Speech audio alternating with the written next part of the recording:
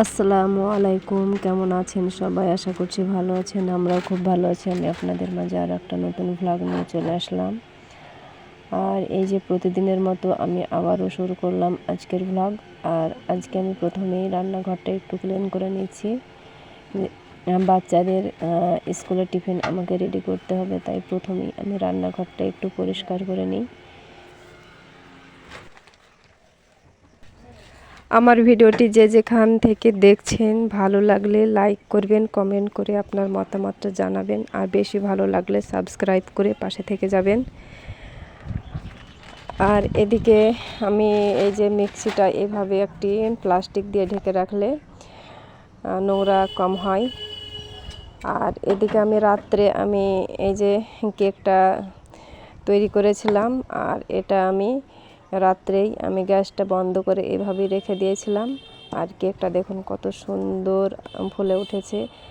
আর মেয়েদের জন্য কেক যে কোনো নিত্য নতুন টিফিন যদি সকালে করে দেওয়া যায় তাহলে তারা খুবই খুশি মনে স্কুলে যায়। আর আমি সেটাই করি। আর বাচ্চাদের খুশি হলে তো আমারও খুবই ভালো লাগে। বাচ্চারা যদি খুশি আনন্দ করে তাহলে আমারও খুব ভালো লাগে। আর কেকটা আমি 2টো ডিম দিয়ে তৈরি করেছিলাম। 2টো ডিম আর 2 কাপ ময়দা দিয়ে আমি কেকটা তৈরি করেছিলাম। খেতে তো অসাধারণ হয়েছিল। আর আমি কেকটা খাওয়ার পর আমি ভয়েসটা দিচ্ছি।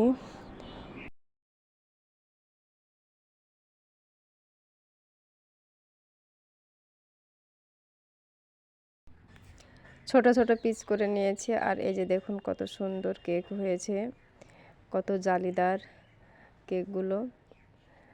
আর এবার আমি মেয়ের জন্য টিফিন রেডি করছি। আর মেয়ে স্কুলের জন্য রেডি হয়ে গেছে। মেয়ে তো ড্রেস পরে বসে আছে। আর মেয়েকে স্কুলে আমি পাঠিয়ে দিলাম। আর তারপরে আমি এই যে থালা বাসনগুলো এখন পরিষ্কার করে নিচ্ছি।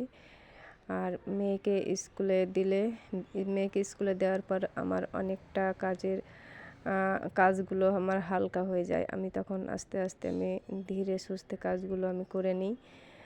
আর যতক্ষণ না মেয়েকে স্কুলে পাঠাতে না পারবো ততক্ষণ আমার খুবই তাড়াহুড়োভাবে কাজ করতে হয়।